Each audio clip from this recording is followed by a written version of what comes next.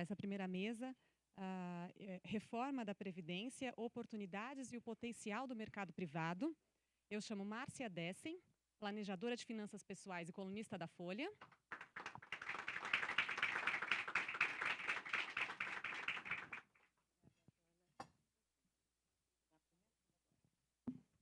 Edson Franco, presidente da FenaPrev.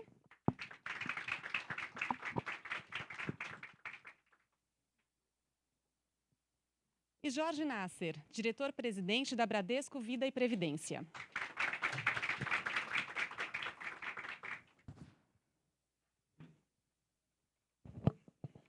A gente vai começar com uma breve exposição de cada um deles e depois a gente parte para o debate.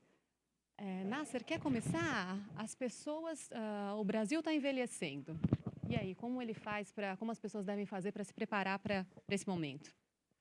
Bom dia a todos. Muito obrigado pela oportunidade, Joana. É um prazer estar aqui com a Márcia, com o Edson Franco. Ter ouvido também o Márcio dar um resumo do que é esse mercado. Eu acho que nós temos aqui a boa e talvez a não tão boa notícia, né? Vamos viver mais. Bom, a boa notícia é que nós nos classificamos ontem, a Alemanha saiu, então já disse que o placar foi 4-0, né? Bom, mas vamos lá. O que nós estamos falando aqui? A boa notícia qual é? A boa notícia é que vamos viver mais. Isso já é fato. Expectativa de vida no Brasil, em 1940, 45 anos, os brasileiros. 2016, chegamos a 75,8 anos. Se nós olharmos no mundo, 700 milhões de pessoas acima de 60 anos vivem pelo mundo. Projeção, segundo a OCDE, que chega então, em 2050, a 2 bilhões de pessoas. No Brasil, já somos 30 milhões de pessoas acima de 60 anos, projeção, segundo o IBGE, para que em 2050 atinja, então, no Brasil, 73 milhões de pessoas acima de 65 anos, acima de 60 anos. Ou seja, não estamos discutindo se vamos viver mais. O que nós estamos discutindo agora é com que qualidade de vida viveremos no futuro. E isso é fundamental. E aí tem aquelas coisas que são os segredos da longevidade.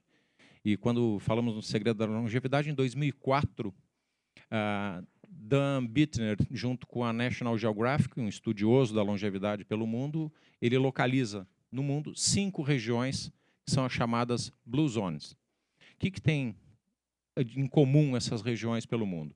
São regiões onde as pessoas são mais longevas. E aí ele chega em Loma Linda, na Califórnia, e tem um dos mananciais aqui de estudo, então, dessa pesquisa.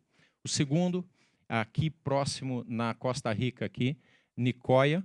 Depois ele vai a Sardenha, na Itália, depois Icária, na Grécia, e vai até Okinawa, no Japão.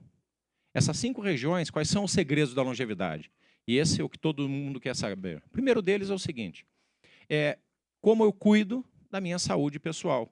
E aí eu tenho, em muitos casos, e principalmente em grandes centros urbanos, como nós aqui em São Paulo podemos constatar, no Rio de Janeiro, em grandes capitais brasileiras, e em polos que têm essa evolução da medicina, eu usufruo, então, dessa evolução da medicina, passo a fazer mais check-ups e tudo mais. Então, isso é um dos polos, um dos, digamos assim, dos pilares da longevidade. O segundo deles é o exercício físico, e esse se constata nessas 5 regiões. As pessoas caminham mais, se exercitam, praticam esportes. Então, é um outro dos pilares da longevidade. O terceiro deles passa necessariamente pela alimentação. Então, como as pessoas então cuidam da alimentação para ter uma alimentação mais saudável, e aí nós verificamos isso com vários índices de consumo de alimentos mais equilibrados, mais saudáveis no mercado. O quarto deles passa, por incrível que pareça, e que muitos acabam negligenciando, é o convívio social. A proximidade da família, a proximidade de amigos. Quem tem mais amigos vive mais. E o quinto, não menos importante, é o planejamento financeiro que as pessoas devem fazer para o futuro.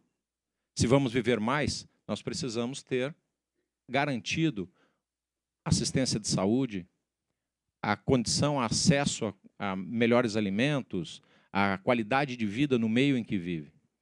E aí começa, então, o nosso desafio, e principalmente um desafio que característico do nosso país, que, como o Márcio lembrou, é a ausência da cultura de poupança de longo prazo, de investimento no longo prazo. Eu costumo dizer, no ramo de seguro de vida, ainda a penetração é muito baixa em seguro de vida no Brasil. Por quê? Porque o brasileiro é muito esperto para morrer, né? Então, a nossa cultura é assim, não, quem morre é um parente, é um amigo, é um vizinho, mas eu não vou morrer, eu não tenho tempo para isso, eu sou muito ocupado. Previdência é a mesma coisa. A Previdência, todos nós estamos vendo todos os dias, o déficit agora da Previdência Social em 2017 atinge 268 bilhões de reais. Cada vez mais, eu não vou entrar muito no detalhe da Previdência, porque o Edson vai trazer isso com certeza, mas cada vez mais se traz à cena a necessidade de complementação da aposentadoria. E a complementação, que nós costumamos dizer na FENAPREV, e os planos de previdência são excelentes instrumentos para esse planejamento. É o único? Não, não é o único. O que a gente costuma dizer é, primeiro, na cultura do brasileiro, nós precisamos saber o que é curto, médio e longo prazo. Isso é uma tremenda confusão que o brasileiro faz. Ainda temos casos de clientes em previdência privada que fazem a previdência para trocar de carro no final do ano. Não faz sentido nenhum isso. Agora, quando analisamos num portfólio de longo prazo, médio e longo prazo, aí sim, nesse portfólio deve contemplar um plano de previdência. E aí vai esse desafio, tanto do setor de previdência privada, quanto da sociedade em geral, entender o papel desse importante pilar que é a previdência. Nós sabemos que a previdência vem crescendo desde 2012 para cá, mais de 2 dígitos ao ano, as reservas de previdência privada, mas ainda atingem 14% da população ativa no país ainda, apenas. As reservas de previdência têm um potencial enorme. No Brasil, representa, se somarmos com os fundos fechados de previdência, as fundações, atinge 22% do PIB. Mas se nós olharmos Canadá, 160% do PIB. Estados Unidos, 135% do PIB. Reino Unido, 95% do PIB. Aqui próximo, Chile, 60% do PIB. Então, tem muito a crescer. Para não me alongar nessa primeira parte, eu acho que o grande desafio aqui é entender o papel complementar da previdência privada. E, a partir daí, ter um ambiente seguro para se discutir quais são as ferramentas que podem auxiliar essa discussão da previdência social no Brasil. Vamos passar para o Edson agora? Bom dia a todos. Essa voz rouca aqui não é por excesso de torcida, não. É um resfriado persistente já há 2 semanas. Mas eu pensei em dividir aqui um pouco o raciocínio em 3 perguntas, né? No que se refere à previdência pública e à complementação e à necessidade de complementação com a previdência privada. Primeiro, responder à pergunta do porquê a previdência pública é insustentável ou por que uma reforma da previdência é necessária. A segunda parte é como fazer isso. E a terceira parte é qual é o principal obstáculo. Então, o porquê, o Nasser já tocou aqui nos principais elementos, né? A insustentabilidade da previdência pública no Brasil vem de um acúmulo de boas notícias. A redução da mortalidade infantil, o aumento da expectativa de vida ao nascer e o aumento da expectativa de vida aos 65 anos. Esses 2 elementos, eles são complementares. Não só o brasileiro que nasce, já nasce com uma expectativa de viver mais, mas a pessoa que atinge os 65 anos de idade também tem hoje uma sobrevida, o nome é feio, mas uma sobrevida maior do que tinha na década de 80, por exemplo. E então, a redução da taxa de natalidade, a taxa de fecundidade. O Brasil hoje ele já tem uma taxa de fecundidade inferior à taxa de reposição da população, que é de 2,1 nascimentos por mulher em idade fértil. O Brasil hoje, a média brasileira já está em 1,74. Ou seja, nós temos uma população que vai entrar em uma tendência de estabilização e depois encolhimento e envelhecimento. Então, esse caldo, né, ele gera uma consequência em diversos âmbitos, né? Uma consequência no âmbito do mercado de trabalho. O mercado de trabalho vai ter que aprender a absorver pessoas de maior idade, que gera uma mudança cultural na sociedade, que é a convivência com uma população idosa, em maior proporção a que existe hoje, e, naturalmente, uma consequência econômica. O nosso sistema previdenciário ele está, hoje, baseado num sistema que é um sistema de repartição, é um sistema de fluxo de caixa. Muitos trabalham e contribuem para sustentar ou para financiar uma população relativamente pequena de aposentados. Na medida que a base estreita e o topo alarga, ou seja, você tem menos gente para financiar a aposentadoria de mais gente, naturalmente esse sistema ele não é sustentável, né? Hoje, para que se tenha uma ideia, nós temos um aposentado para cada 10 pessoas economicamente ativas, em idade de trabalhar. A projeção é que nós tenhamos em 2025, se eu não estou enganado, em 2050, perdão, nós teremos 2,5, um aposentado para cada 2,5 pessoas trabalhando. Ou seja, essa é uma conta que não tem como fechar. Muito bem. Nós temos um problema também com o custo da nossa Seguridade Social.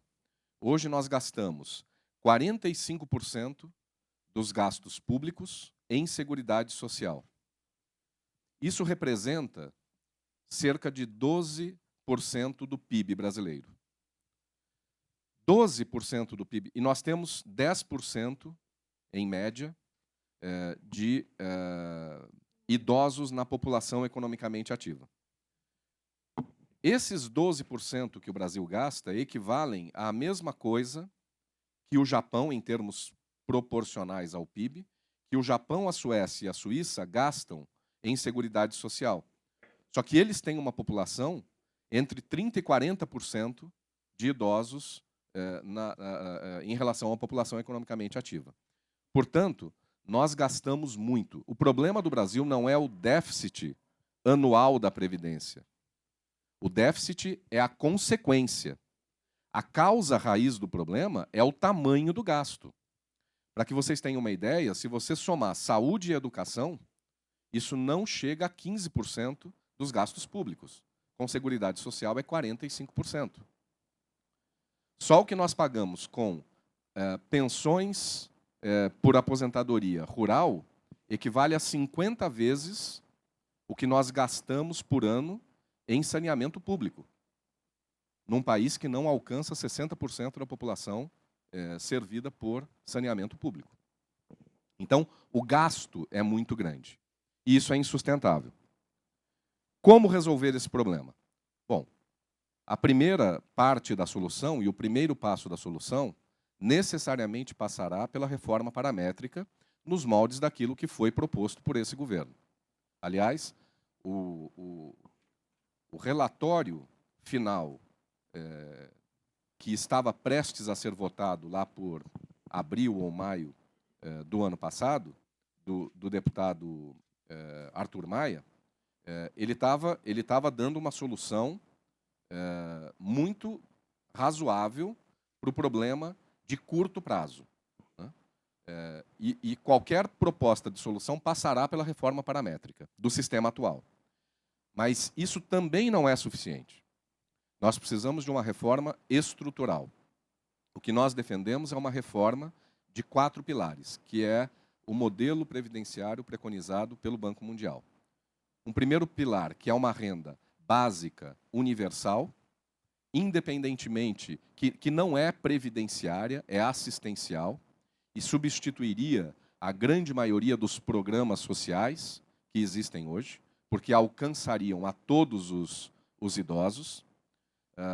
Um segundo pilar, que é similar ao INSS em repartição, em regime de repartição, e, portanto, com uma finalidade de redistribuição de renda, porque a contribuição que é paga não guarda relação direta com o valor que é pago de aposentadoria, só que num nível menor. E isso abarcaria já, esses dois primeiros pilares, já seriam suficientes para resolver o problema de aposentadoria da grande maioria dos brasileiros, de 75% a 85%.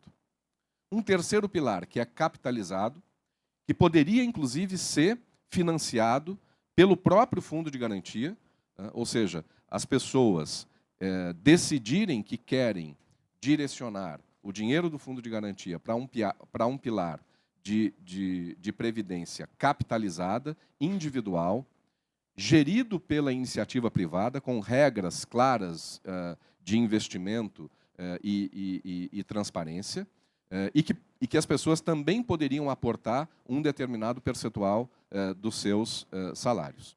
E o quarto pilar, que seria a previdência complementar nos moldes como a gente conhece hoje, o PGBL, o VGBL, os fundos fechados de previdência. Esse é um modelo que nós defendemos, ou seja, essas duas iniciativas, a reforma paramétrica, como um primeiro passo absolutamente necessário, e a reforma estrutural, criando uma nova previdência para novos trabalhadores. Né? Naturalmente, o grande desafio é a transição entre esses dois modelos, mas há solução matemática. Nós estamos trabalhando, nesse momento, numa proposta, junto com a FIP, para mostrar Edson, a viabilidade econômica desse modelo. Edson, eu posso pedir para a gente passar para a Márcia Claro. fazer as considerações dela e depois a gente volta para a proposta? Perfeito. Obrigada. Olá, bom dia a todos. Eu não vou entrar em considerações acerca da reforma, porque, para mim, eu entendo que é um fato. Vai acontecer. Com que modelo, em que momento, em que governo, o futuro dirá. Mas vai acontecer. O modelo atual, conforme já foi dito aqui, não é sustentável. Isso significa que o cidadão vai precisar se mexer, se virar, para formar uma reserva financeira para complementar a aposentadoria, a pensão pública do INSS. Né? Então, quem quiser garantir o padrão de vida atual, se possível melhorar, né, na aposentadoria, será necessário abrir mão de alguma coisa hoje para formar uma reserva financeira para o futuro. Então, eu gostaria de focar aqui 3 pontos para contribuir para o nosso debate, considerando que a Previdência, que será necessário formar uma reserva financeira, cada um de nós será responsável por isso, o que eu entendo que são os desafios dos órgãos reguladores, da CNSEG, da FENAPREV, das seguradoras e do próprio cidadão, é claro, que é o consumidor na ponta final. Primeiro, educar. O brasileiro não é educado, já foi dito, eu concordo plenamente com tudo que foi dito. O brasileiro não tem cultura de poupar, né? De investir, de guardar dinheiro. Até muitos alegam que não tem dinheiro nem para hoje. Como é que ele vai se preocupar com o futuro? Tem que encontrar um jeito. Você hoje precisa cuidar de você amanhã. E desde o órgão regulador, né, passando pelas entidades que aqui estão representadas, pelas seguradoras, a gente precisa sensibilizar o cidadão a fazer isso. Antes de falar em produto, PG, VG, temos que falar de vida. Temos que ajudar o cidadão a refletir a importância dele constituir hoje uma reserva para o futuro. Ele tem que entender que isto é fundamental, que ele precisa ser feito. Com que produto, em que momento, quanto ele vai investir, é um passo seguinte. Primeiro, a gente tem que ajudar o cidadão a se conscientizar dessa importância. Então, colocar um pouquinho o chapéu, pouquinho não, muito, o chapéu do cidadão na cabeça e ver como é que nós vamos, né, como é que esta indústria pode ajudar nós, cidadãos brasileiros, em maior ou menor escala, financeiramente dependentes dessa reserva financeira, a resolver o nosso problema. Eles fazem parte dessa solução, dessa transformação que precisa acontecer no Brasil. Nós temos que ajudar o cidadão a refletir sobre a longevidade dele e com que dinheiro ele vai pagar essa sobrevida. Né? Não é? Gente, papai morreu com 97, mamãe com 97. Eu, quando faço minha planilha financeira, eu boto 100 anos lá, de expectativa de sobrevida. Eu estou fazendo a minha parte, minha expectativa de sobrevida, como foi dito aqui, é longeva. Eu sou o tipo do participante que dá prejuízo para a seguradora quando eu compro o seguro, porque eu vou usufruir, tendo-a, né? Usufruir bastante desse seguro, dessa cobertura, dessa renda complementar. A gente tem que despertar a importância no brasileiro dessa situação. Segundo ponto que eu queria provocar aqui é a questão de, ok, estou convencido que preciso de uma reserva financeira. Plano de previdência complementar é uma das possibilidades, como foi dito aqui. Existem outras formas de acumulação de reserva financeira. O brasileiro adora investir em imóveis. Né? Então, ele compra um imóvel, aluga e acha que todo o problema da vida dele está resolvido. Ele não percebe risco no investimento no mercado imobiliário. Aliás, nem com a crise atual do mercado imobiliário, que já perdura aí há quase uns 10 anos, ainda tem brasileiro agarrado nessa teoria de que investir em imóvel não tem risco. Tem risco, como outro mercado qualquer. Né? São riscos diferentes de mercado financeiro, de mercado segurador, mas tem risco. Então, nossa responsabilidade, né, eu que faço parte da mídia e vocês que fazem parte, que movem essa indústria, se preocupar, de novo, com o chapéu do consumidor na cabeça, a questão do suitability. O Márcio falou no primeiro discurso, a questão de compliance, faz parte da compliance, a história chama suitability, em português, a adequação. Será que eu estou oferecendo o produto certo para o cliente certo? O mercado de previdência complementar tem uma riqueza. Os produtos são extremamente... eles reúnem uma série de atributos. Agora, eles são produtos complexos. Diferente de abrir uma conta na poupança, que é a queridinha do brasileiro, e apesar de não ser uma das melhores rentabilidades do mercado, embora não seja a pior, por que ela é assim, o porto seguro, né, do contribuinte, aquele que consegue investir, formar uma poupança? Porque é simples, é descomplicada, ela é igual em qualquer lugar, não custa nada, não tem tarifa, não tem imposto de renda, a rentabilidade é a mesma. Quem bota R$100 ou 1 milhão recebe exatamente a mesma rentabilidade. É simples. Investir em CDB não é simples. O cara tem que ir lá, negociar com o banco, escolher o banco, negociar a taxa. Quando vence, ele tem que renovar, fazer tudo de novo. Putz, que chato.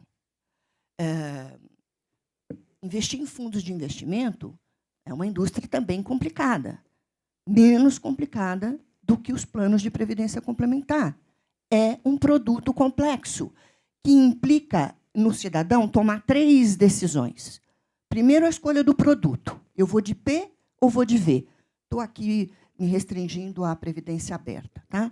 Eu vou de PGBL ou VGBL? A sopinha de letras que muitos não entendem do que se trata. Estamos falando de seguro, mas não é vendido como seguro. É vendido como investimento. Então, parte do equívoco de entendimento, muitas vezes, por que eu compro um plano de previdência para trocar de carro no final do ano? Porque me disseram que é investimento. Esse é um discurso. A gente tenta simplificar o discurso, mas a simplificação dos produtos, que não é simples, acaba pode induzir o consumidor há erro de simplificar demais e tomar uma decisão errada. Bom, se é investimento, então tanto faz eu botar na poupança ou no PGBL. Não, não tanto faz.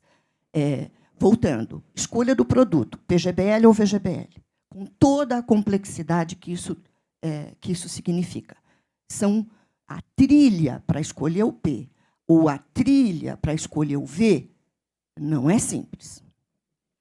Segunda escolha, o regime de tributação. O contribuinte não sabe o que é regime de tributação. E a indústria hoje não contribui muito para essa escolha. E é uma coisa que o brasileiro não sabe fazer. Quantos aqui nesta sala fazem a sua própria declaração do imposto de renda? Levanta a mão. Opa, é uma plateia selecionada. E quem contrata um contador para fazer, fiscaliza, senta junto e sabe o que ele está fazendo, o que ele está entendendo. Brasileiro típico não sabe fazer a sua própria declaração de imposto de renda. Ele não sabe a diferença entre renda tributável, renda de tributação exclusiva na fonte ou renda isenta de tributação. Obrigada. Então, a indústria simplifica. A gente está querendo facilitar a vida do cara. Olha, você quer a tabela progressiva ou a regressiva? Gente, a tabela é só a alíquota. Não é nem 10% da missa. A alíquota que ele vai pagar de imposto de renda. Como aquela renda vai ser tratada na declaração de imposto de renda, o buraco é bem mais embaixo. Então, a gente tem que encorpar esse discurso. Ao simplificar, a gente corre o risco de algumas omissões importantes. E de quem é a responsabilidade de levar a informação correta e completa para o consumidor? Nossa. Todos nós que estamos aqui. E a última escolha que o cidadão ainda tem que fazer é escolher o tipo de fundo de investimento aonde aquele dinheirinho que ele vai poupar todo mês vai ser investido. Putz, cara, outra decisão? Né? Já tive que tomar a decisão de abrir mão de alguma coisa hoje para guardar dinheiro para o futuro.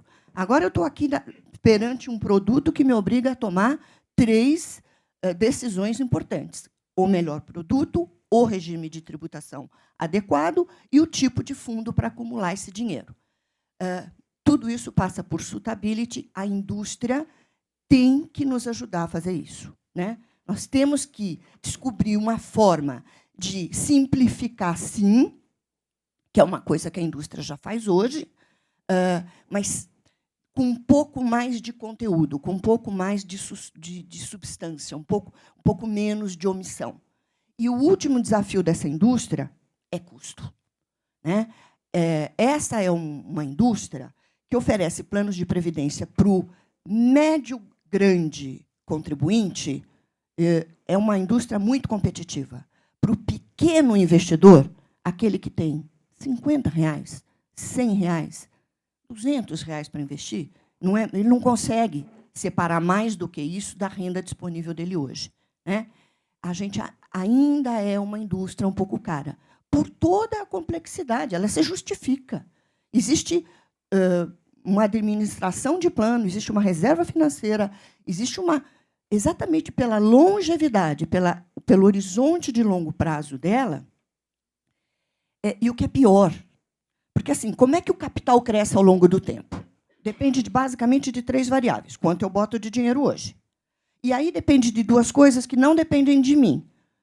Tempo, quanto tempo eu vou deixar aquele dinheiro lá guardado, rendendo juro. E a segunda variável que não depende de mim é que juros. Qual é o juro da economia e que os gestores competentes dessa indústria vão gerar para essa reserva financeira para que, ao longo do tempo, ela acumule mais. O juro caiu. Há 1 ano e meio atrás, se aproximando de 2, o juro era 14, agora é 6. Então, a alavanca da capitalização dos juros reduziu muito. Isso implica, eu preciso de mais dinheiro hoje para conseguir juntar a mesma grana na velocidade que eu juntava anos atrás, e ficou muito complicado, porque com juro menor, não sabemos quanto tempo esse patamar de juros, mas quando você faz uma projeção de acumulação para o futuro, o pessoal percebe que ficou mais difícil juntar dinheiro. É mais lento esse crescimento. Né? E o custo, evidentemente, que faz diferença. né? Porque o custo retira do participante, como outros produtos retiram, e assim, eu vejo muito a indústria se comparar a fundos de investimento. O grande concorrente da indústria privada, da previdência privada, é o Tesouro Nacional. É título público via Tesouro Direto. Com 0,30% ao ano, um cidadão pode comprar um título público de vencimento 2050, IPCA mais juros de 5,5% ao ano. E sentar em cima. Juro real de 5,5% acima da inflação do IPCA. Estou simplificando a vida, olhando só para retorno. E exatamente porque o plano de previdência não oferece só retorno, oferece outros atributos, é que o desafio da indústria é transmitir um aconselhamento que leve o cidadão a enxergar o conjunto de atributos dos produtos, né? Porque só para comprar o carro, evidentemente, tem coisa mais adequada e até mais barata, mas para longevidade, para transformar... Gente, eu acho que plano de previdência é uma coisa... É seguro de renda futura. Imagina, será que tem um produto que, aos 65 anos de idade, eu diga assim, eu quero comprar uma renda futura de R$2.000 por mês enquanto eu viver? Existe, é a Previdência. Mas ele é vendido como investimento.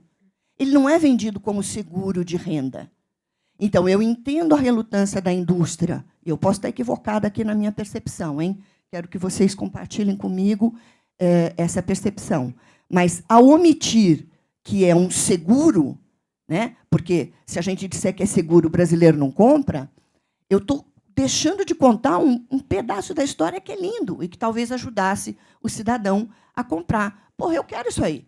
Eu quero um produto que garante uma renda de X reais por mês, ou por tempo certo, ou enquanto eu viver. Então, trabalhar mais os atributos da Previdência como seguro, né? Tentando colocar isso de uma forma palatável para o consumidor brasileiro, que não é afeito a seguro. O brasileiro não é afeito...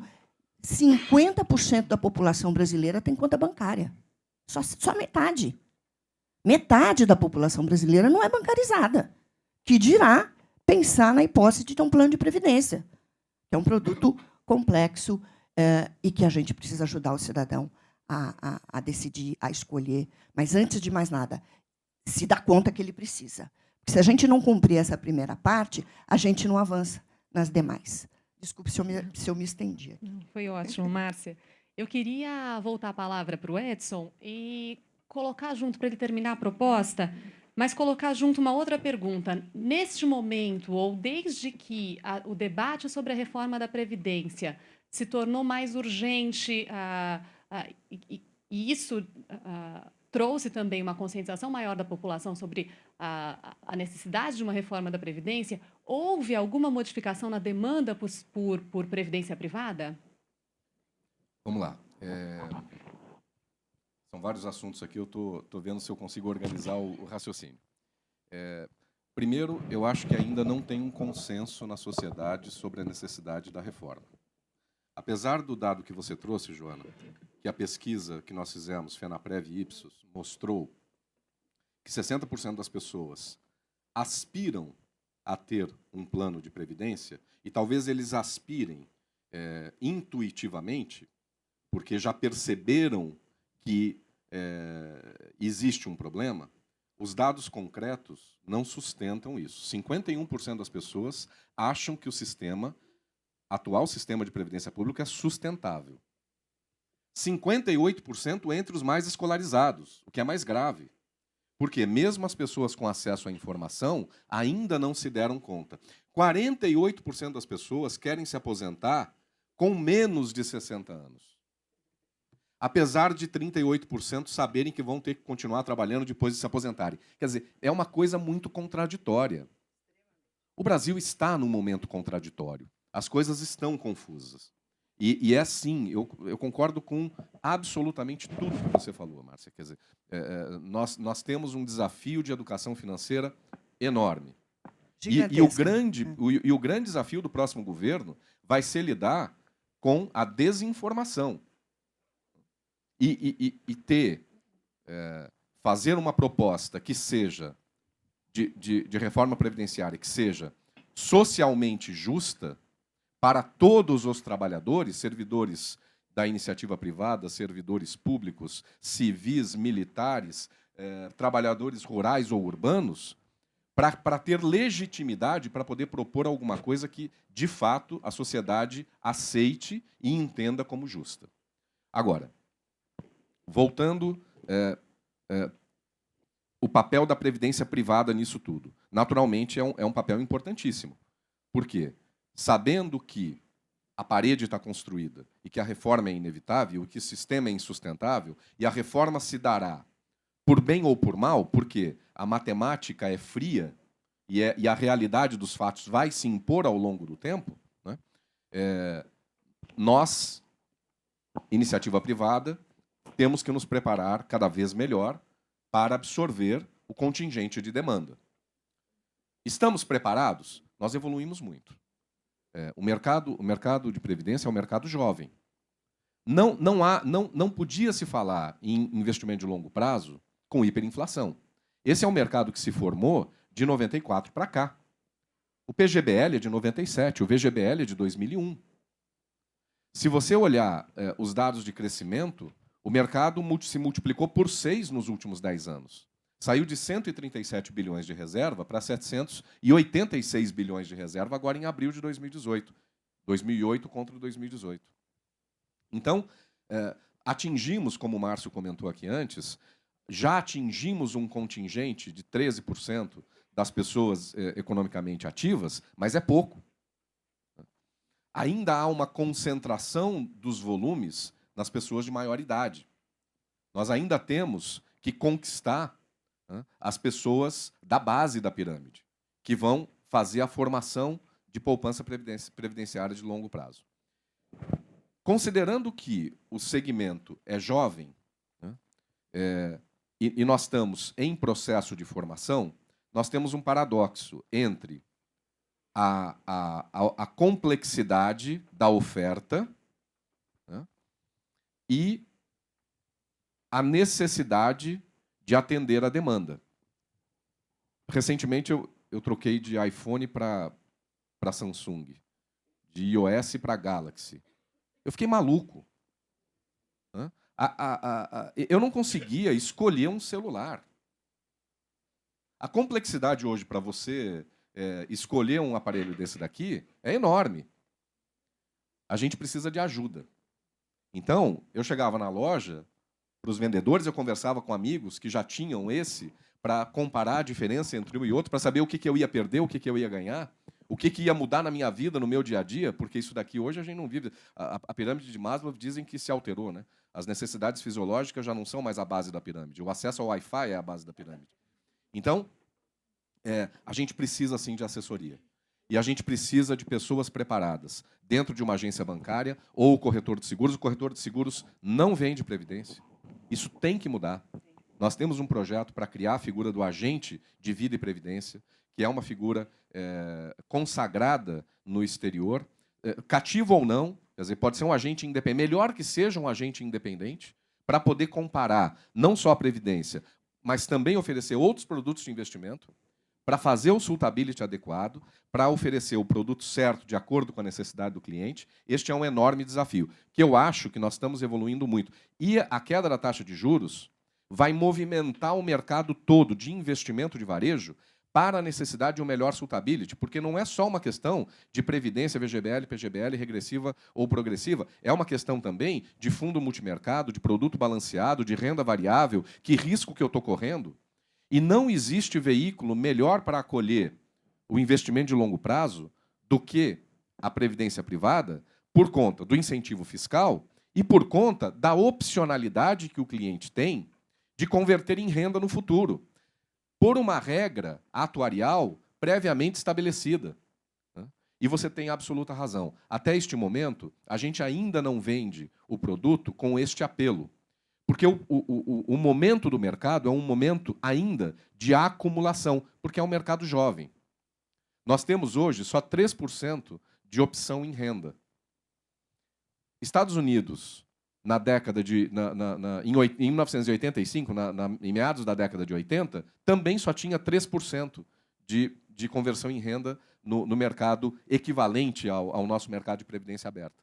Então, nós estamos no momento adequado e nós temos que iniciar esse processo de inversão de argumentos, sim.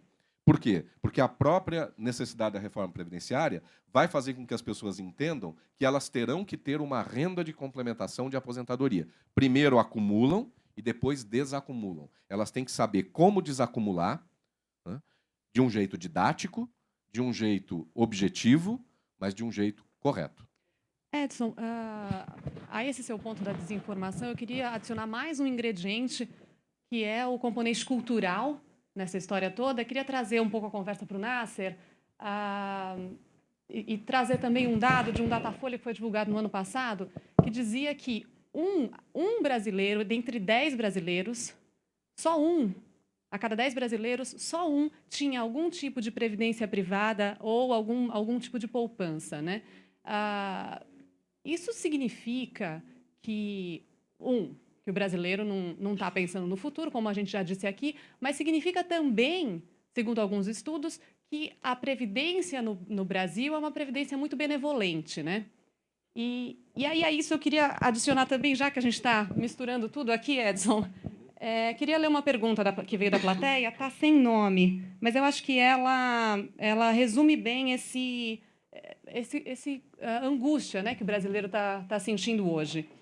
Como acreditar que precisamos de reforma da Previdência com base em informações que não são claras, falta de transparência dos dados, governo sem credibilidade que desviam recursos daqui para lá e de lá para cá para tapar buracos e etc. A única certeza que temos é que a previdência da área pública está desbalanceada e muito versus a previdência dos empregados privados.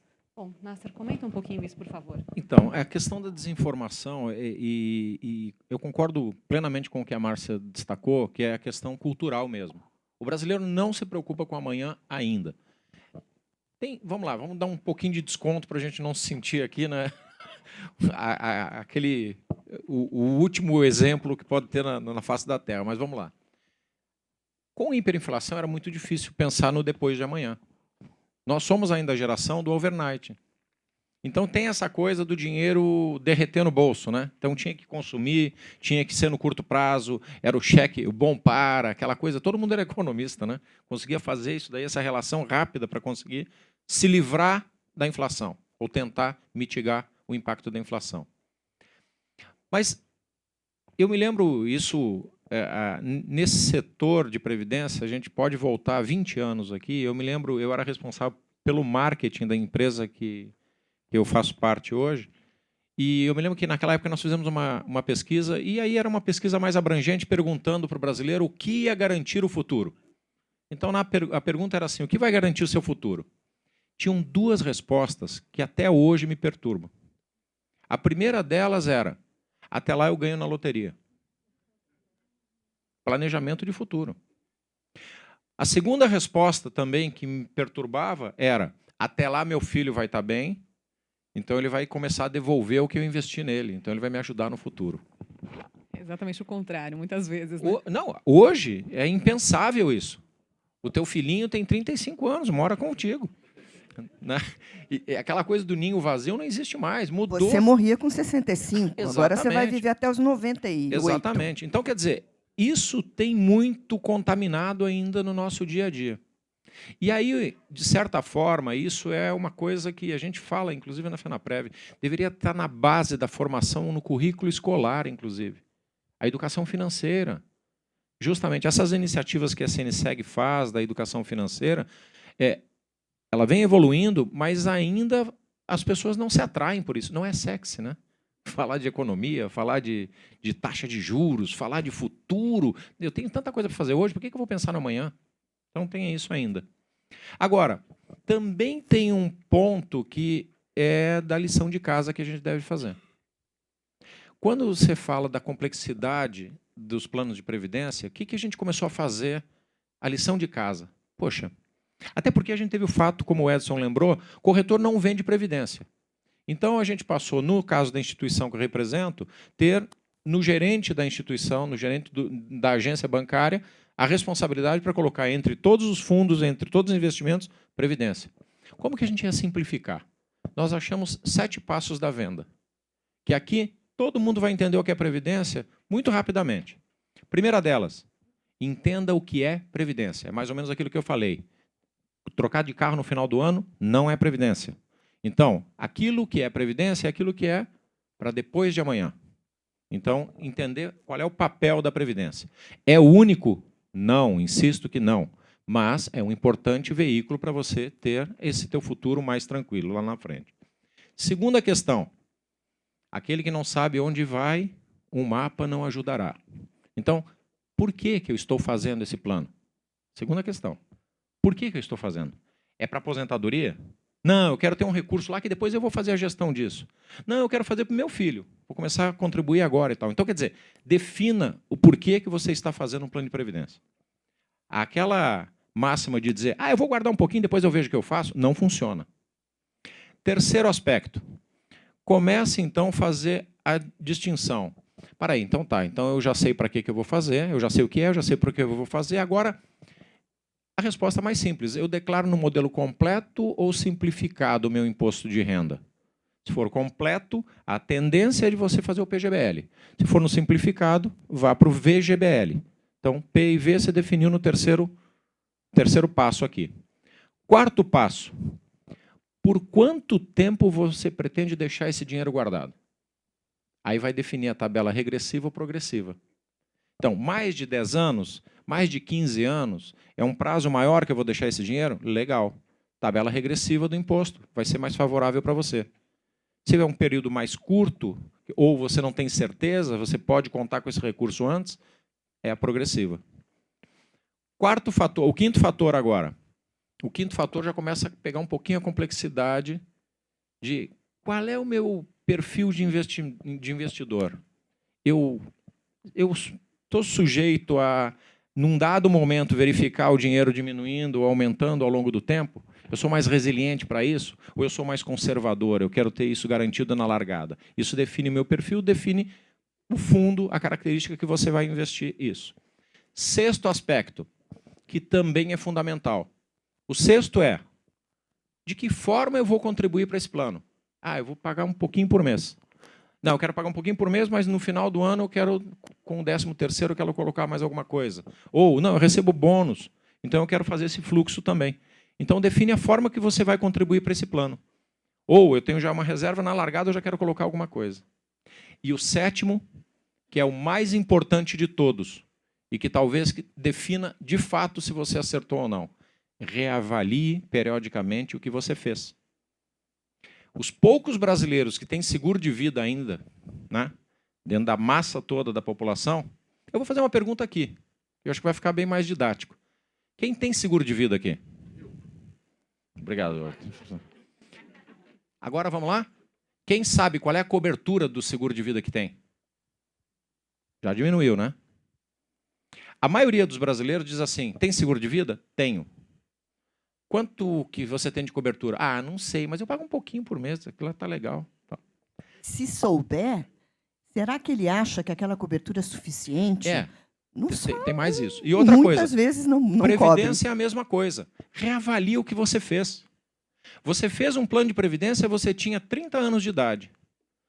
10 anos, 15 anos depois, você casou, tem 2 filhos, mudou toda a tua vida. Mudou o seu modelo da declaração. Mudou a tua renda. Você fazia mudou, a completa, exatamente. agora você faz a simplificada. Então, isso é o que você consegue. Claro, o nosso desafio sempre será o da comunicação. Isso é um mantra nosso na FenaPrev, eu acho que é um mantra na CNSEG, é um mantra dentro das nossas empresas. É a da comunicação. Mas a primeira questão é, pare e analise o teu portfólio, analise a tua vida. Não espere que alguém faça. O grande equívoco no Brasil, você falou que é benevolente, os benefícios e tal, mas pior do que isso, é que ainda existe uma faixa alta da população que diz assim, na aposentadoria eu vou receber 20 salários, eu vou receber 10 salários. Ainda tem muita gente que acredita no milagre. Não vai acontecer o milagre. Nesse mesmo período, 20 anos atrás, teve uma pesquisa nos Estados Unidos E aquela pesquisa. O americano adora pesquisar um monte de coisa e faz perguntas as mais diversas, depois cruza as informações. Isso que torna mais interessante a análise de pesquisa. Então, eles fizeram, uns 20 anos atrás, a pesquisa, das perguntas era assim: você acredita em vida extraterrestre? 19% dos americanos, antes do Trump, inclusive, acreditavam em vida extraterrestre. Na mesma pesquisa, 19 acreditava. Na mesma pesquisa, 16 acreditava que o Social Security americano ia resolver o problema das aposentadorias. Era mais fácil acreditar em ET do que acreditar no modelo da Previdência Social. Aqui a gente ainda acredita que a Previdência vai operar um milagre e que não vai acontecer. Então, eu acho que o nosso desafio é, primeiro, é uma outra questão também, que aqui eu faço até como desabafo. Toda vez que a Previdência privada vem para um debate, normalmente aberto ao público e tudo mais, as pessoas já olham para quem opera no setor de Previdência dizendo: isso é parte interessada da reforma. É claro, porque se reformar vai dar mais mercado para eles. Gente, a análise que a gente faz aqui é como brasileiro, mais do que atuar na área. Porque, volto a dizer, nós não temos a pretensão de dizer que somos a única resposta a esse problema, mas somos parte da solução desse problema. Para a gente ir se encaminhando já para a conclusão desse debate, eu queria passar a conversa para a Márcia. Tem uma pergunta aqui da plateia. Como uma pessoa em início de carreira e de renda baixa pode começar a investir em sua aposentadoria? Quais são os melhores planos de previdência privada para essas pessoas? Se pagar em primeiro lugar. Não importa quanto você ganha, se paga em primeiro lugar. Tira 10% do teu salário, faz de conta que foi recolhido na fonte, mais um imposto danado para pagar, teve lá sabe aquele sindicato que a gente não paga mais? Você paga para você. Ninguém mais do que você merece 10% do salário que você ganhou depois de um mês inteiro trabalhando. Separa a grana. Depois você começa a pagar o que você precisa para viver. Então, tem que colocar na sua cabeça, no seu planejamento financeiro, que ninguém, nada, é mais importante do que você mesmo. Tá? Então, separa. Você ganha 1.000, separa 100. Ganha 5.000, separa 500. Tenta separar 10% da sua renda para investir para você. Disciplina. Todo santo mês. Se sobrar, não vai sobrar. E sabe o que a gente faz com a sobra? É o nome da coisa, sobra. Vai para o lixo. Primeira liquidação que você encontrar pela frente, já foi. Aqueles 100, 200 reais. Né? Então, disciplina. Todo santo mês. Perseverança. O dinheiro cresce. Bota o dinheiro para trabalhar para você. Quando você não investe em qualquer produto que seja, você é o único gerador de renda para você. Se você parar de trabalhar, está ferrado. Não vai ter outra coisa gerando renda para você. Se você tem dinheiro investido, seja onde for, o dinheiro está trabalhando para você. Quando você projeta no longo prazo, 20, 30 anos, o que um capital... eu fiz recentemente num artigo da Folha. Quer trocar 200 reais hoje por mês por R$1.000 no futuro? Legal, né? Eu entrego 200 hoje, recebo 5 vezes isso no futuro? Enquanto você viver. Quando você estiver vivo, eu te dou 1.000. Claro que tem uma condição. Tenho que começar a fazer isso aos 20 anos.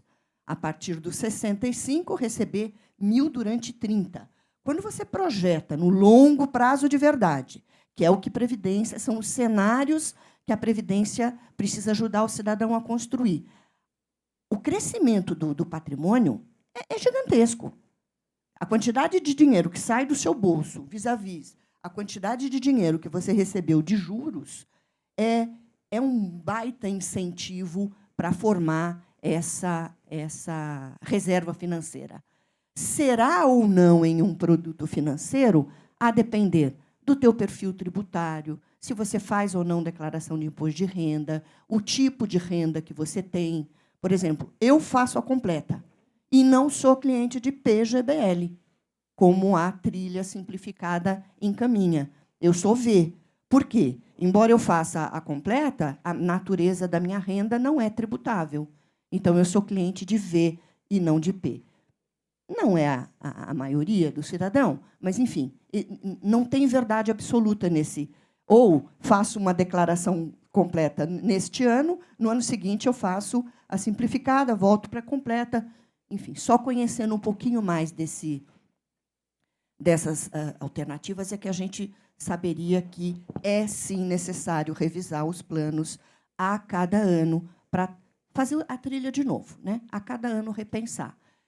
E se preocupar com custos, se preocupar com o produto adequado, se preocupar com custos. Se você ainda não tem poder de barganha para comprar um PGBL ou um VGBL, pagando uma taxa de administração baixa, que eu acho que esse é um desafio que a indústria tem, e há de encontrar uma forma de fazer, porque a criatividade está aí, inovação está aí para isso, eventualmente comece a poupar via Tesouro Direto, que é baratinho, ou poupança. Primeiro, você tem que criar um hábito de poupar. À medida que você for criando um pouquinho de patrimônio, um pouquinho de poder de barganha, um pouco mais de educação, no sentido de entender melhor as alternativas, talvez você use um plano de previdência complementar, não para toda a sua previdência. De repente, você tem a sua reserva financeira numa outra modalidade, até porque reserva financeira é aquele que eu posso resgatar amanhã, e a previdência é aquele dinheiro que eu vou prometer para mim mesmo que eu não vou mexer, não antes dos 65 anos. Eu garanto que você hoje pode muito mais do que você quando você tiver velho, quando você tiver velho não, né? Quando você tiver mais idade. Hoje você tem muito mais poder, muito mais articulação do que você terá quando estiver aposentado. Te garanto isso. Então, não descuide de você. Pense mais no você amanhã. Edson, para acabar, eu senti que você ficou com vontade de dar uma mensagem para esse brasileiro jovem que está diante de tantas possibilidades de planejar o futuro. 3 minutos, hein? Eu acho que a Márcia, nesse aspecto, disse tudo. Tem que começar o quanto antes, melhor. Não dá para deixar para amanhã. E, nesse sentido, eu vou insistir na questão da desinformação. As pessoas têm que entender que o Estado não terá a capacidade, no futuro, de prover todas as necessidades desse indivíduo que hoje tem 25 anos de idade. E nem dos indivíduos que hoje têm 40 anos de idade. Né? Não será capaz. Então, a desinformação, para mim, é o grande desafio. Eu queria responder a pergunta que você fez antes, só para não deixar sem resposta. Como é que pode se falar em reforma com o nível de corrupção, com a injustiça entre os modelos da Previdência Pública e da Previdência Privada, do INSS e do regime dos funcionários públicos? Veja, a Folha tinha uma campanha que eu gostava muito no passado, que era: é possível contar uma mentira dizendo somente verdades. É verdade. A corrupção é um problema, mas não é o principal problema. Essa pesquisa disse, as pessoas acham, 75% das pessoas acham que a corrupção é o problema da insustentabilidade da Previdência. Não é. Quer dizer, tem que resolver. Mesmo que você cobre todos os devedores, né, que se pode cobrar, obviamente, porque ali você tem uma massa falida muito grande, isso não resolve, pode resolver parte do problema de um ano, mas não resolve o problema das próximas décadas. O principal problema da Previdência é estrutural. Então, isso não será resolvido. E a questão da Previdência Pública contra o INSS é a mesma coisa. É injusto você ter, olhando para a fotografia de um ano, um déficit de mesmo valor para 2 sistemas, sendo que um cobre 3 milhões de pessoas e o outro cobre 27 milhões de pessoas, é injusto. Tem que resolver? Tem que resolver. Mas o problema de futuro das próximas décadas está no envelhecimento e no crescimento dessa massa de 27 milhões de pessoas, e não no problema da Previdência Pública. Então, a gente tem que combater essa desinformação para gerar nas pessoas o senso de urgência para lidar com o problema e para começar com a poupança previdenciária o quanto antes. Tá ótimo, muito obrigada. E a gente sempre fica com uma sensação de que a conversa podia ter durado um pouco mais, né? Obrigada, gente. Obrigado.